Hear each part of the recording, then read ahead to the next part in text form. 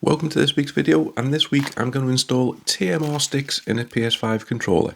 So after doing my last video installing Hall effect sticks, a lot of people said I should be installing TMR instead. So I picked up these ones off Amazon. I'll leave the link in the description. Once again, I'm going to use this amazing tool which helps the sticks come out and replace them within seconds. I'll leave the link for that in the description too. But first off, we need to take the controller apart. We need to get a lipper. We just get it into the corner there and lift up this black fascia and then into the other corner as well. That just lifts up nice and easy. And then all you need to do is then pull it away, release all the catches, release it from the joysticks, and then it comes out. Put a lipper under the shoulder button and that pops up. And then the same on the other side. Then we've got 4 screws to remove, 2 in the top and then 2 at the bottom. Just take them out. Then we go back to our lipper and we just need to release these 2 catches on the side and then just very carefully separate the front from the back. There's nothing attached to the back, so it should come away pretty easy.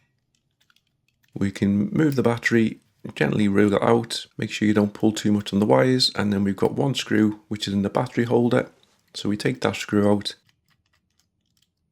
Attached to the battery holder is a ribbon cable, so just wiggle that out as well. Be careful not to pull it, otherwise you'll break it, and then that releases. Now we can release all of the ribbon cables, so we've got 2 on the side, 1 more at the bottom, and then this big one on the top. They all slide out, there's no catches on any of them. Then we just need to get our soldering iron and remove all of these wires that are attached to the motherboard. Take a picture so you remember where they are, so you know to put them back in the right place. And then there's a catch either side, just release that and the motherboard comes out. Remove the caps, and as you can see this has already got Hall effect sticks in. I've already done a mod on this one before, but I'm going to upgrade it once again. So I'm going to come in with some fresh flux. I'm going to use the same system as I used last time, some fresh flux and some fresh solder. Put fresh solder on all the pads that are going to be desoldered. This will make it nice and easy for the soldering iron to come in, and then same on the other side, fresh flux again, fresh solder again. Now this is what we're going to use. This is the magic device which heats up all the pins at the same time, makes it easy to swap out. So you just pop it into your soldering iron, ignore the flickering screen. I put it onto 360 degrees C, which you can't really see very well there. And once it's warmed up, you just hold it onto the back, leave it on there for a couple of seconds, give the joystick a little bit of a wiggle, and then it comes out. Then we'll get our new TMR stick. You need to just try and line up as best as you can. Come in again with your desoldering device. Make sure it's all lined up and it'll heat up all the pads that it should do. Make sure that the pins are lined up as best as you can. It's a little bit difficult whilst on camera, but I'm trying to do my best.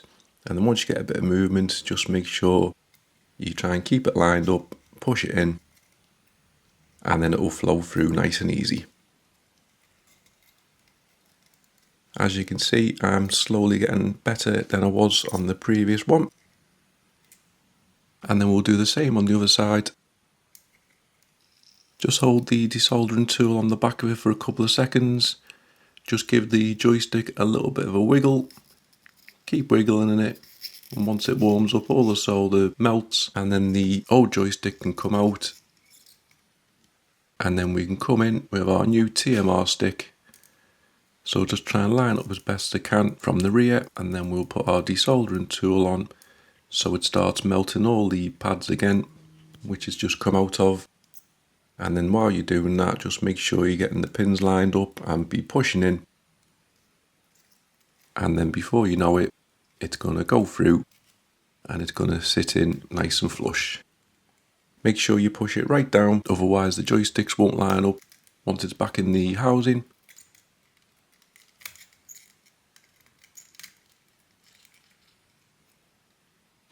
So we'll take it out of the clamp and we'll have a little closer look. It's not too bad, it's a lot better than the last time I done it. And we'll flip it over, you can see the joysticks are all nice and flush to the board, so they're in perfect. We're going to give it a quick clean, so we come with 99% isopropyl, give it a good once over. We want to get rid of all the stickiness off the board. You don't want to be leaving the board sticky. And then there's just a couple of pins that I feel like they need a little bit of a touch up to make them a little bit more secure. So as I'm doing a couple, I might as well do all of them. So come with some fresh flux, and then come with plenty of solder on your soldering iron, and then just tidy them all up and make sure that they're all nice and solid. That way we're going to get perfect connection, and there's going to be no chance of there any movement within the stick. Clean it up once more, and then that's it. The hardest part is done. As you can see, that one's been soldered a little bit extra, it looks fine. The other one looks perfect as well. So we just need to put the front caps back on. I'm not bothering putting the new ones on that came with the board, as I didn't really need them. These ones are in pretty good condition, but it's nice to have spares. And then we just need to put it back into the controller housing. So the hardest part with this is just to make sure you don't trap all the ribbon cables and the wires. So best as you can, try and move all the ribbon cables out. You don't want to be pulling them whilst the motherboard's in. There's a good chance you're going to cause some damage. Clip it into place if you can, and then just release all the wires as well. Once it's all out, come with your soldering iron and then start soldering everything back into place. Hopefully you took a picture and you soldered them into the correct positions, like I always do.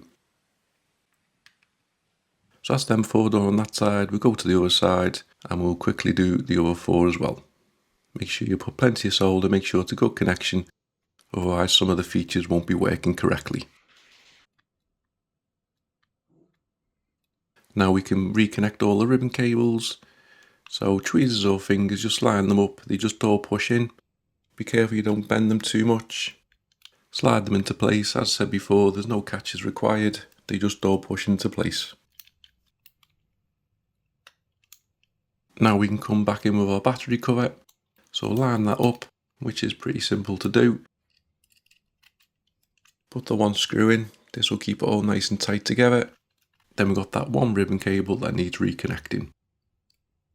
Push that into place, reconnect the battery, slide it underneath, pop it into place there, and then we're almost complete. Put the back cover back on, so I find hooking at the top is the best way. So connect the 2 top corners, make sure they're lined up as it is, and then just follow it around, clip it around the edge, around the bottom, and then the 2 clips at the bottom there.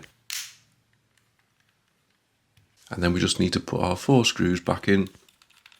So we've got the 2 at the bottom, and then we've got the 2 at the top, which are hidden behind the shoulder buttons. We just pop the shoulder buttons back in, they simply line up and click in. And then the fascia, you just need to get your 2 corners lined up underneath there, and then they clip in a little bit at the bottom, and then just follow it around the edges, clip, clip, and then you're all done.